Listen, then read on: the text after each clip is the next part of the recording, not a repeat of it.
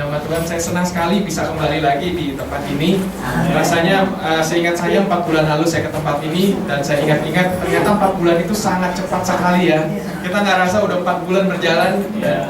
Saya senang sekali bisa kembali ke tempat ini sebagai sebuah penghiburan buat kita semua dan buat diri saya juga adalah begini. Kedatangan saya ke tempat ini adalah bukti support dari banyak orang untuk jemaat di tempat ini.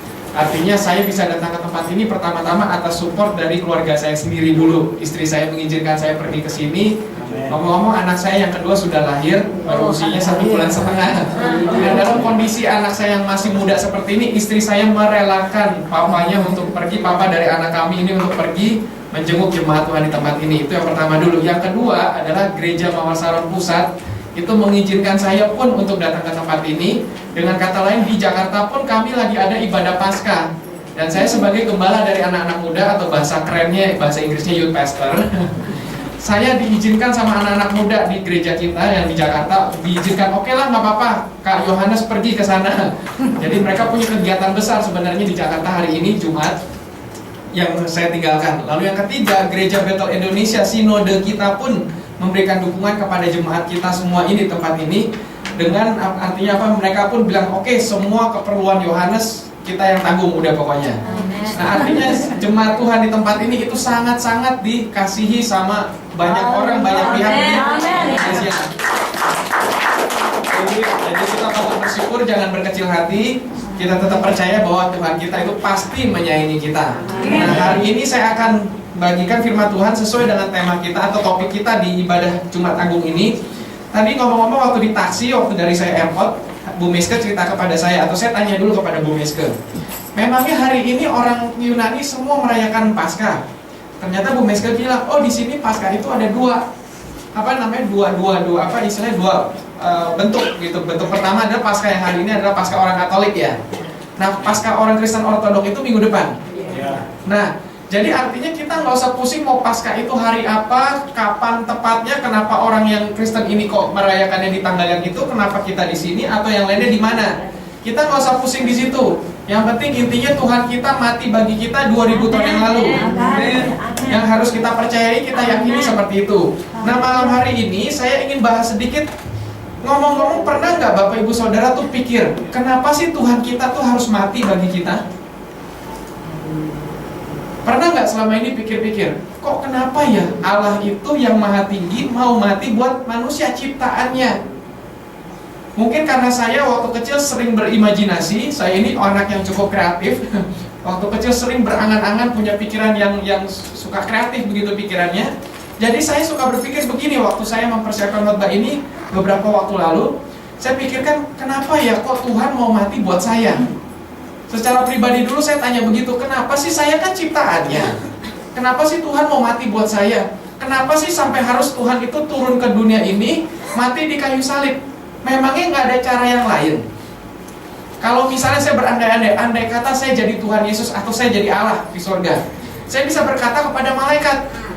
Salah satu malaikat yang disebutkan di Alkitab kita namanya Gabriel. Saya bisa berkata kepada Gabriel, Gabriel kamu aja mati ya, jangan saya.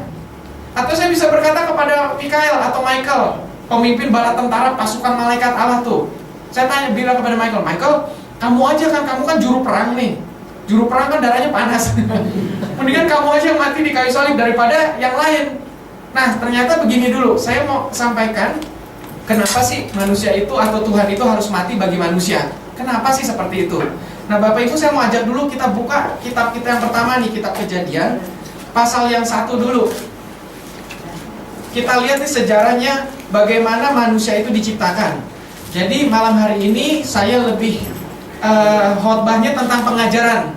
Jadi kita berteologi sedikit. Mumpung ini saya pakai kesempatan supaya Bapak Ibu bisa ngerti dulu nih Paskah itu seperti apa sih momennya. Begitu. Jadi nggak cuma sekedar kita rayakan Paskah, kita hias telur, kita masak telur banyak-banyak, kita hias, bagi-bagi anak-anak sekolah minggu nyari telur, diumpetin di mana-mana. Paskah itu sebenarnya bukan seperti itu, tapi ada maknanya yang sangat hebat sekali. Nah, Bapak Ibu perhatikan di Kejadian 1 ayat yang ke-26.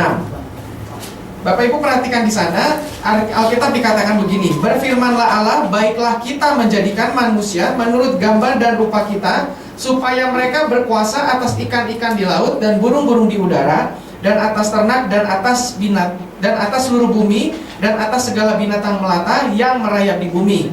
Maka Allah menciptakan manusia itu menurut gambarnya.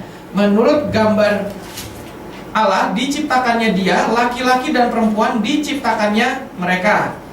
Nah, kata yang pertama atau kata yang sering diulang-ulang di ayat yang ke-27 dan ayat 26 dan 27 dikatakan begini. Allah menciptakan manusia itu seturut dengan gambarnya. Manusia diciptakan seturut dengan gambar Allah.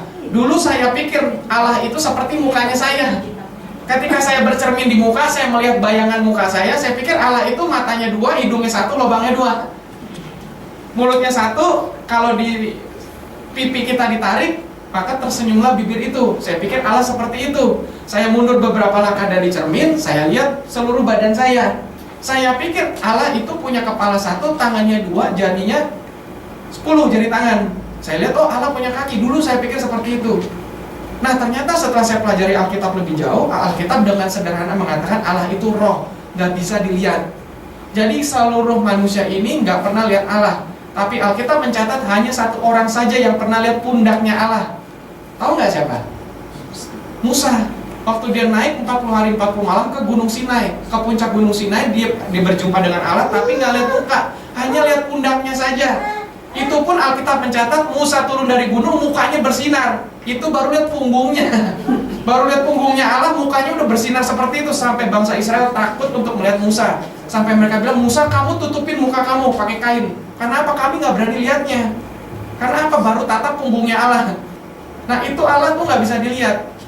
Nah, setelah saya makin ngerti, oh ternyata yang dimaksudkan kita serupa dan segambar dengan Allah adalah di ayat ya, pasal yang kedua, ayat yang ke-7. Ayat yang ke-7 dikatakan begini, Kejadian 2 ayat yang ke-7. Ketika itulah Tuhan Allah membentuk manusia itu dari debu tanah dan menghembuskan nafas hidup ke dalam hidungnya. Demikianlah manusia itu menjadi makhluk yang hidup. Jadi kita ini asalnya dari tanah liat. Kalau Bapak Ibu perhatikan, nanti sampai di rumah saja baca pasal 1. Ini PR dari saya. Baca pasal 1. Silakan baca di rumah. Kita akan menemukan semua apapun yang ada di alam ini, Allah menciptakannya dengan berkata-kata. Allah ngomong, jadi matahari, jadi bulan. Mereka semua jadi. Jadilah ternak, jadilah burung, jadilah ikan. Allah cuma ngomong. Tapi waktu menciptakan manusia, Allah tidak ngomong. Allah dikatakan begini. Saya mundur sedikit nih. Ayat 7 aja saya baca ulang. Ketika itulah Tuhan Allah membentuk manusia itu dari debu tanah dan menghembuskan nafas hidupnya ke dalam hidungnya. Bapak Ibu bisa bayangkan gak? Waktu Allah menciptakan manusia, ternyata Allah nggak pakai mulutnya. Allah langsung pakai tangannya. Jadi kalau saya bayangkan, waktu itu Allah kan melayang-layang nih. Di ayat Kejadian 1 ayat 1, roh Allah melayang-layang. Belum ada apa-apa. Nah, ketika itu Allah menciptakan semuanya. Ketika manusia mau diciptakan, Allah udah nggak melayang-layang lagi. Seakan-akan nih, Allah mendaratkan diri di bumi, pakai tangannya membentuk manusia. Jadi saya bayangkan begini, Allah mau kotorin tangannya bentuk manusia. Sekarang saya tanya dulu, Bapak Ibu suka sapu rumah nggak? Sapu rumah gunanya apa? Membersihkan rumah dari debu. Membersihkan rumah dari debu. Bapak Ibu suka taruh kesetan nggak di depan pintu? Iya. Gunanya apa? Biar apa? Biar debu di sepatu ditinggalkan di luar. Setuju? Ya. Kalau kita punya kemoceng bersihkan perabotan rumah atau perabotan gereja, gunanya apa? Biar debu itu hilang. Artinya kesimpulan debu itu barang yang tidak diinginkan oleh kita. Bisa nggak saya bawa debu dari Indonesia? Saya bilang ini oleh-oleh dari Indonesia. Ini debu Indonesia loh, di sini nggak ada.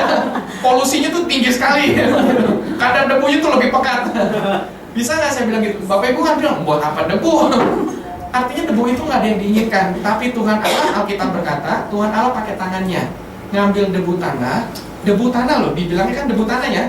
Debu tanah dibentuklah manusia, dihembuskan nafas hidup. Nah di sini kalau saya cek ke dalam bahasa aslinya, nafas hidup itu